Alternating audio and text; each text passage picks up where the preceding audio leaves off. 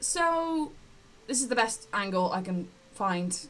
It was a lot of like, where's the sun coming? How fat does my face look? Am I comfortable here?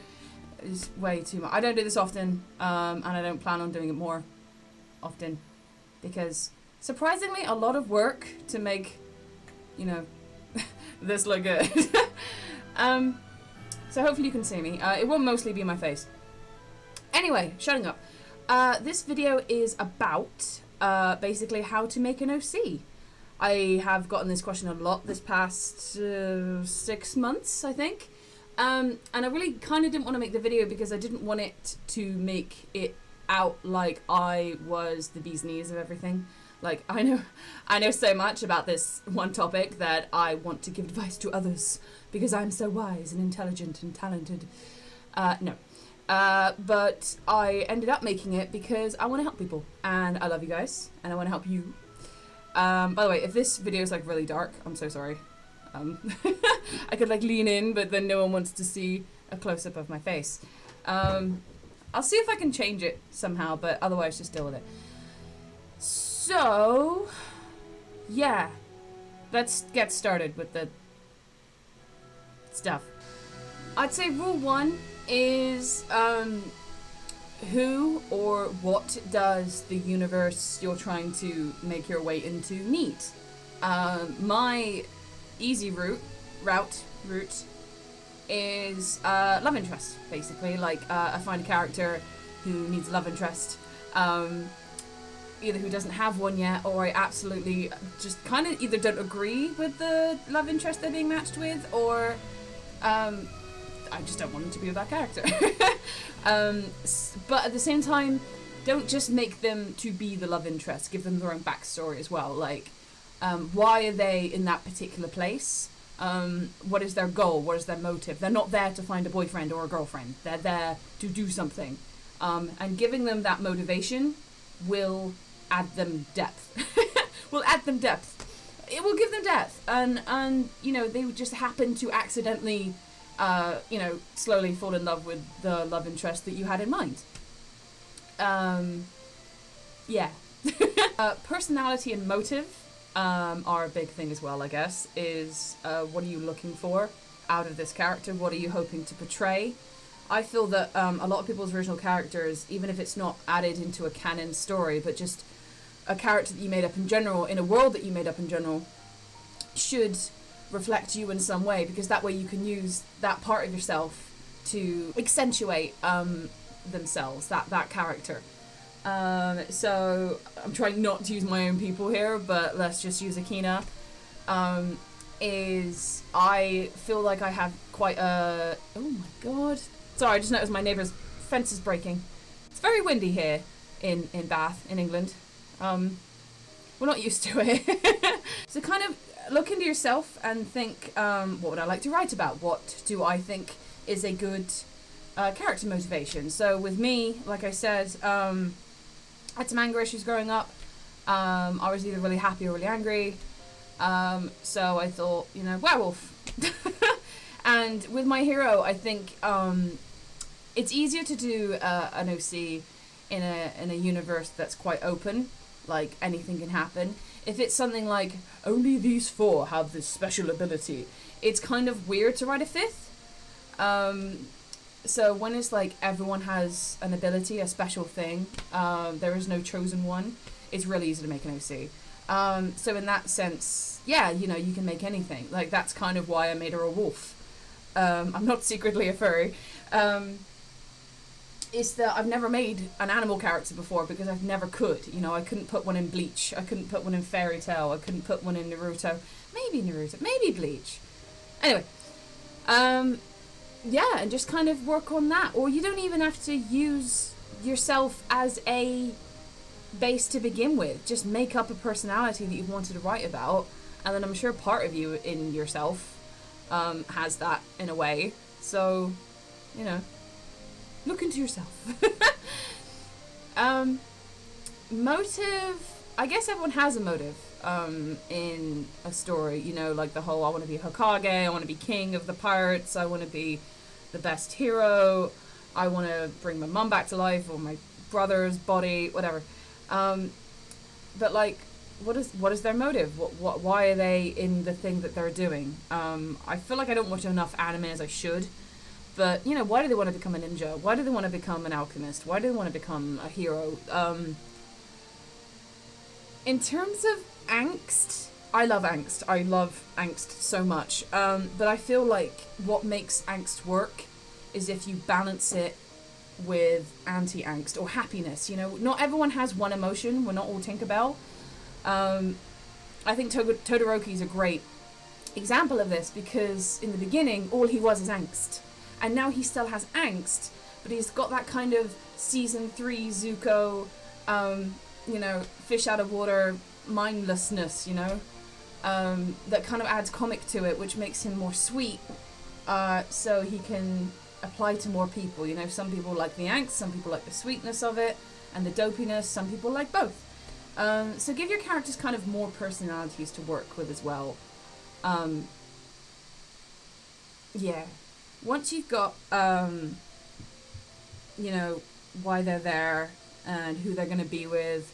By the way, it doesn't have to be love interest. They could be the best friend. They could be childhood friend coming back. You're like, you know what, they didn't have a lot of friends growing up. Maybe mine was the one friend that they did have. But maybe they didn't think of them as a friend at the time, which is why they didn't mention them in the series. That kind of thing. There's loads of different things you can go around. Plot holes and loopholes I'll go into a bit later. But once you have everything that I've just said, then I think is the best time to design them. Or maybe you want to design them first and then add the personality based on their design. If you've been on the stream for Discord and you've seen my previous designs of Akina, you can see that there's a lot of different kind of personalities behind them. The second idea that I made, it was more of an older sister kind of mature look. Which is something I really didn't want to go with. For me, my hero is quite fun, and I just kind of wanted a fun, cute little character to work with, and that design just didn't work. And the first design was just too cute. It felt like that she was quite one-dimensional. She just didn't look like she had enough story with her, so that's when I came up with the third one, which actually was based off my avatar, like the way I draw myself. So I guess I kind of cheated in a way, but sometimes, you know, just go with what you work with. The restrictions of design, or lack of restrictions in a design, I feel should inspire you to branch out in your design. Yeah, that worked. You know, like I said, if you haven't done an animal person before, then My Hero Academia is great. And I guess you could use Bleach. There's that one character who's a dog. I don't watch One Piece, but I'm sure anything goes there as well. You know, or just kind of, you know, there's not a lot of characters with blue skin. There's not a lot of characters with tails, with tiny little eyes. Just kind of see what the series has, and then what you can do to kind of add more to that without going too far, you know. Again, My Hero is perfect for that. You can have someone as a toilet, you know, who can speak and has legs. But so long as you've got enough backstory and personality with them, it could work, because they were born as a toilet. That's their quirk.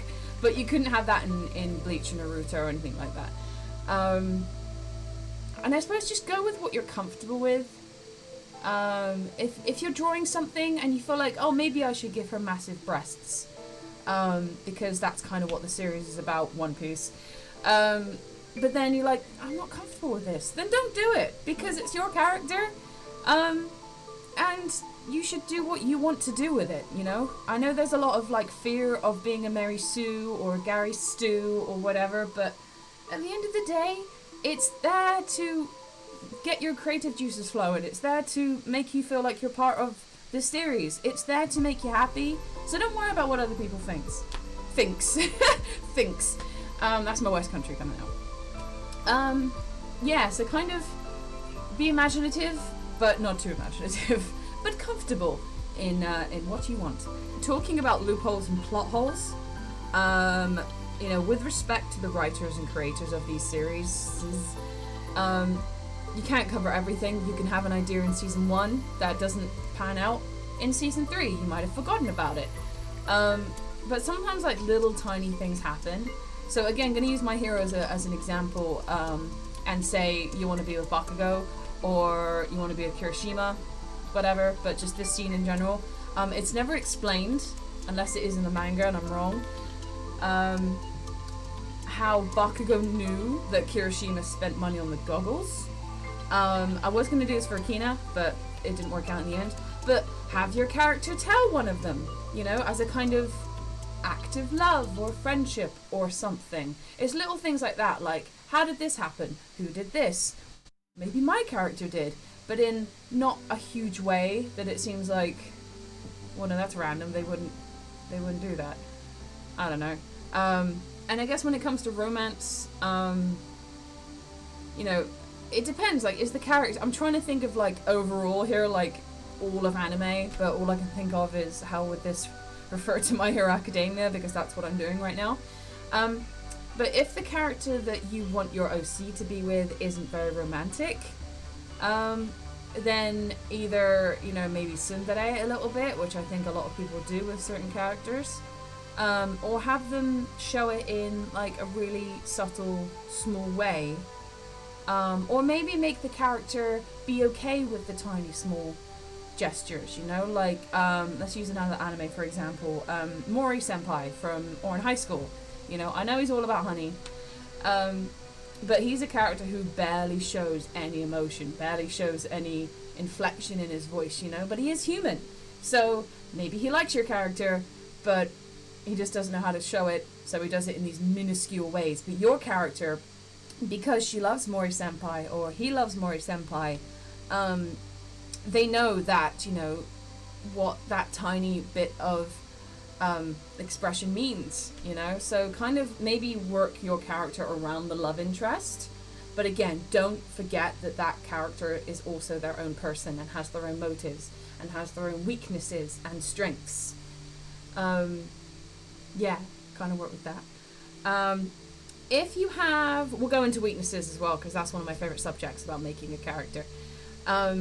If you have a character that you want to put with a character, but that character has another character that they're clearly smitten with, but you kind of want to get in between, but you don't want to be a dick about it. What me and my friend used to do was just kind of say it's more of a sibling relationship, like just kind of translate it in a different way, like, oh no, they just see each other more as a brother-sister kind of thing, or a brother-brother kind of thing. You know, they're really comfortable around each other in that way. That's why it could be misinterpreted as, you know, they're an OTP, but really they're just bros, you know? But just find a way. There's always a way. There's always a way, as long as you do it right. Weaknesses. I love weaknesses. I love so much that a character has this obvious weakness to something quite tropey, you know? It doesn't even have to be an ability, like I said with Todoroki, or Zuko, or one of my favorite characters, Sosuke Sagara from Full Metal Panic, is you have this person who can do everything. So why aren't they God by now? And then when they add that little kind of dopey fish out of water, you know, klutzy, clumsy, alien kind of personality to it. That's my phone. It makes them 10 times more enjoyable, you know? Like One Punch Man being an amazing example, you know? Like, if they can't help but be strong, give them a weakness in their personality that makes them weak physically, you know? In a way. But yeah, I love Sosuke Sagara. I love him so much. He's amazing. Yeah, Bakugo, you know? He's amazing, but he's kind of a douche. Midoriya, he's really strong, but he's really insecure. Or he's really too overly sensitive that ends up getting him hurt. You know how it goes. Stuff like that. Look at your character. If you think they're too OTP, not OTP,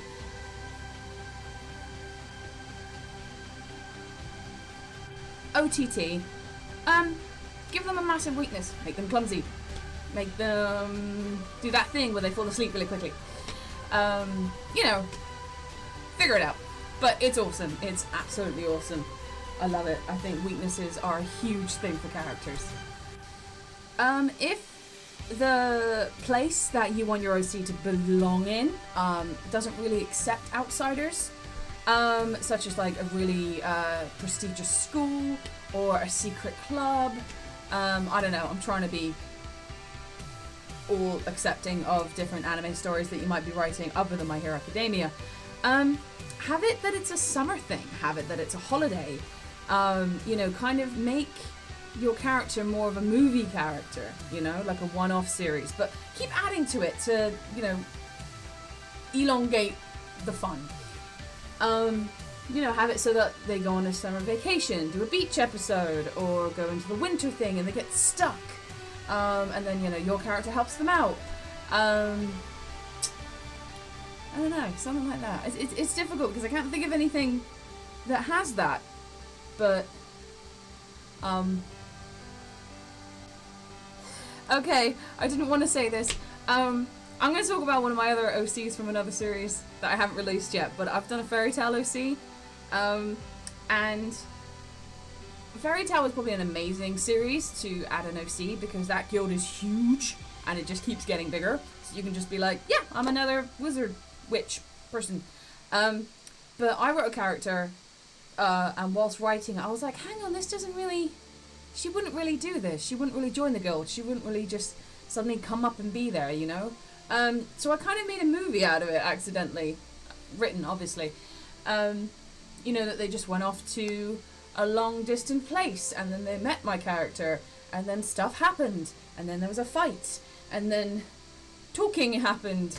And then she came back to the guild feeling like... Not came back to the guild. She arrived at the guild and was like, yeah, sure, now I'll join because the movie happened and I changed as a person. But yeah, so kind of do it that way. If you feel like the character that you want won't join the guild or the league or the ninja clan or anything like that, then have it kind of write a movie first about it and then kind of have her slowly change.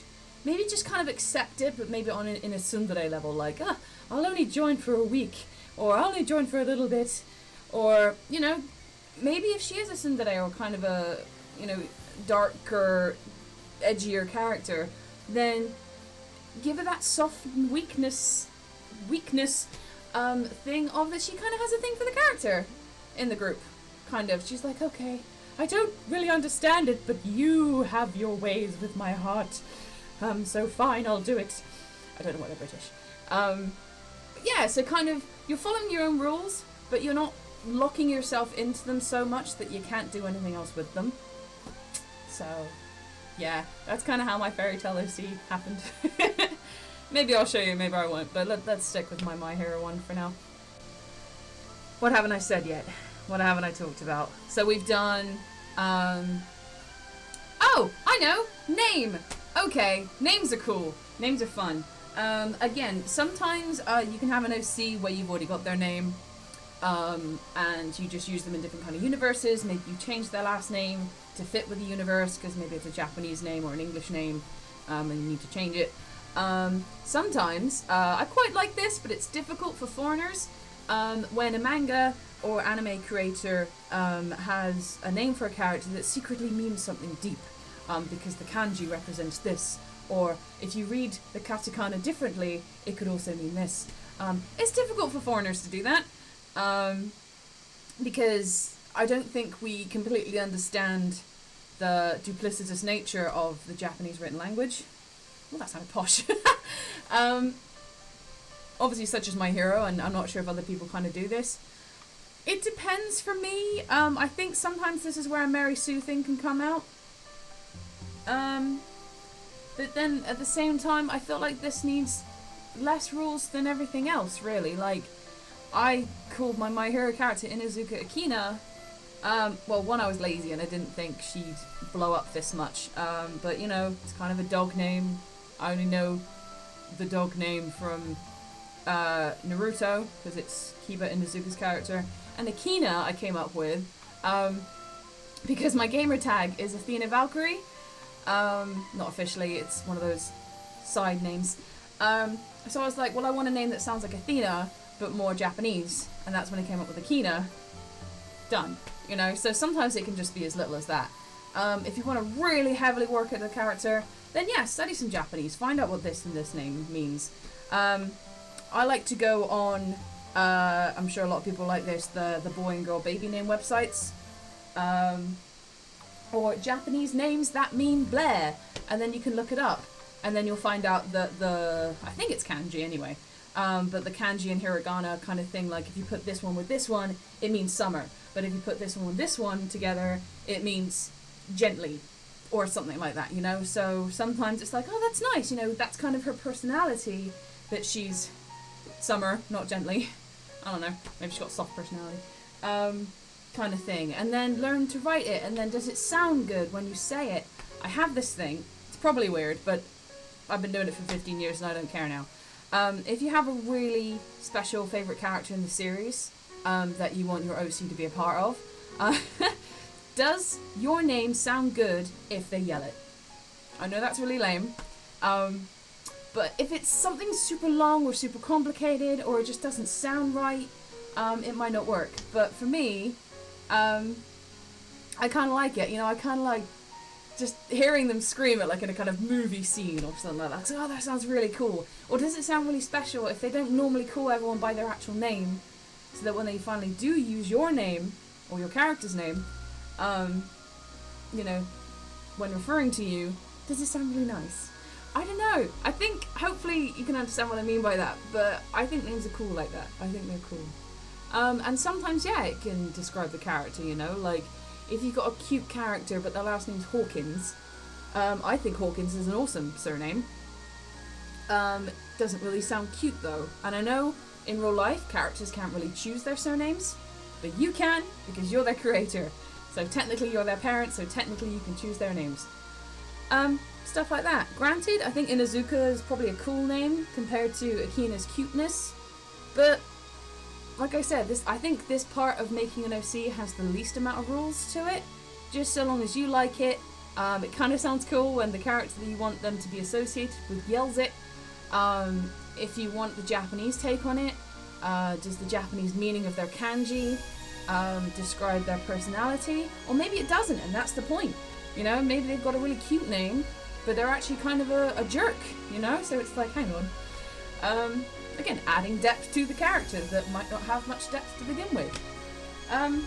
Stuff like that, yeah. So, if your character has superpowers, like I said before, if you really want to do a superpower, but it's very OTT, then give them a kind of personality weakness that makes that superpower less super. Or maybe they're doing that kind of shonen climb thing that's not taking attention away from the main character, but they're doing their own little thing in the background that kind of makes sense. Like I've got with Akina, you know, like she's a werewolf. She can easily turn into a werewolf and probably beat most of Class 1A up. But I've got personality stuff in the way. I've got training difficulties in the way. That's making her slowly climb. So she's probably like here compared to everyone else who's up here. But she's not so weak that you question what the hell is she doing there. But she's not so strong that she's taking over the main three, you know? Or the most popular 5 characters of the series. Or, you know, give them a massive OTP character in the beginning, like I said, if you want to write a kind of movie side story first to introduce them into the series, but then something happens during the movie that kind of reverts her back to step 1 again, kind of like what you do in a video game. You start off as the most powerful person in the universe, something happens, and you have to start off from square 1 again. That'll be pretty cool. I think that's cool. Or maybe something completely random that you don't think will work or be powerful, but it does. I read somewhere, I think like 5-10 years ago, someone had like milk kinesis. They could control milk, which sounds really weird, but if you think about it, a lot of people drink milk. A lot of people have it in their tum-tums. And so, if you want to throw someone across the room and they had cereal that day, you're done. You know, you've done it. You can do it. Kind of little fun stuff like that. And I think that those kind of stories, those kind of ideas make a character a bit interesting. Like, oh, okay, this writer's got a little bit more imagination. They want to go outside of the box. That's so cool. Or push your boundaries a little bit. Like, if you're used to writing a melee character, someone with super strength, but then you realise the main character has super strength and they're one of the few people who have super strength, then maybe do strength in a different way. Maybe they have high stamina. Maybe they only have one punch. Or choose a different power that kind of is the same or not. You could do, looking for super abilities ideas, again, Google. I think there's a superpower dictionary online. I'm not sure if it's a wiki one. It's really good. And basically they talk about not only anime characters, they talk about comic book characters, they talk about Western cartoon characters who all have that kind of same ability. And then when you click it, they also have a menu that says like, could also be associated with this. So if this is taken, then just kind of find the synonymous or like to do with power and and then go with that one, or maybe let that take you somewhere else, you know, go A to Z kind of thing. But I think those kind of things are really good. They're kind of the power equivalent of going on a baby name website. So I think they're fun. I think they're cool. Or what I've done for one of my original stories, I've given someone an evil ability, but they're good. So the story is them trying to turn this evil power into a good power. I suppose that's also Shinzo, or Shinji, the purple guy from My Hero. You know that guy. And that could also help with relationships, you know. I didn't think that Akina and Tokuyami would be friends, but they turned out to be because of their powers. So maybe you might have the same. Maybe for My Hero Academia, you want to put your character with Todoroki, but they have an evil power that they can't really control for good, and Shinzo has that, or Purple Hair Guy has that. So they actually become friends, and then that connects you with class 1B, I think they're called, or 2A? I can't remember. But yeah, kind of think, as well as relationship-wise in a love sense, think who your character will be friends with as well, or who would be their rival, you know? But again, with rivals, maybe not make them rivals of the top 3 characters. Don't make your character a rival for Luffy, or Sosuke, or Sasuke. You know, kind of give them a rival to the minor characters. So again, adds depth, but we're not taking attention away from the main guys, because the story's about them, not you. But for fun reasons, it is about you. So again, kind of follow the rules, but be imaginative. You know what I mean. Oh, this is a good one. Another way to kind of get them into the series, I used to do this, I don't do this anymore. I don't know if any of you know me from my Full Metal Alchemist story on DeviantArt. But make your character related in a way, either figuratively or actually, to another character in the show, to a side character. You know, I had my character adopted by Hughes. Sounds crazy now, but it worked back then.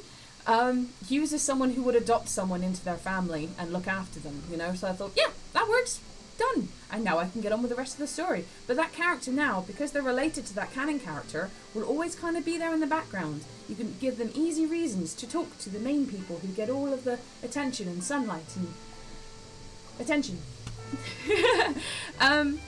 So yeah, you can do the same in My Hero, you can do the same in Naruto. If they're an orphan, then have them friends with another orphan. Like I said, have them as a childhood friend. They didn't really consider a friend, so they didn't mention them, but really they were kind of there for them all along. I think another type of character that kind of goes unseen is the medic. I think everyone wants to try and be the strong one in the group, or, you know, in the series, or, you know, I want them to, you know, shine and kind of prove why they're there, so they must be super strong, they must have laser eyes, or super strength, or speed, or whatever. But again, try and look for the ones that aren't that talked about, and I think being a medic is very important, especially in anime and manga, because everyone's almost dying every week, you know? And in My Hero, there's only one recovery girl. There's no one else who can help. There's certain characters that I won't mention that kind of come similar because they're either haven't been shown yet, or maybe you haven't seen an episode or film or whatever yet, but still, there's no medics. In One Piece, I think there's one medic of the group. Maybe he can do with another one, you know? If everyone's bleeding and dying and stuff everywhere, then I think that one medical character could use a buddy, you know? So, and again, maybe you can use the medical thing as an offensive attack as opposed to defensive? I don't know. But yeah, you know, so if they can heal you, then maybe they can also hurt you at the same time. If you mess with their fam, or if you mess with their bae, just think outside the box, but think classically at the same time, and then maybe you'll come into that kind of middle section of power that you can use. It's all about that, really. It's also what's been done, what hasn't been done, and then you meet in the middle, I think, is the kind of conclusion of how to make a good OC in my head, basically. Okay, the sun is slowly coming into my window and blinding me. I cannot squint more than I am doing now. So I'm gonna wrap this up. I'm gonna lean back. I don't know if you can see me. Hey, but yeah, I hope this video was helpful. I hope that you've learned things. I hope that you could put up with my voice and my ever-changing pronunciations of words. And I hope that this helps with your OC. And if it doesn't, then feel free to message me in the comments below, or just keep trying. But at the same time, just don't give yourself such a hard time if your OC isn't perfect. You know, if it's not great compared to this person or this person. It's your original character. It's yours for a reason. You've made it. It can either be for yourself or you can advertise it to others. But at the end of the day, it's yours. So kind of just do it because you love it.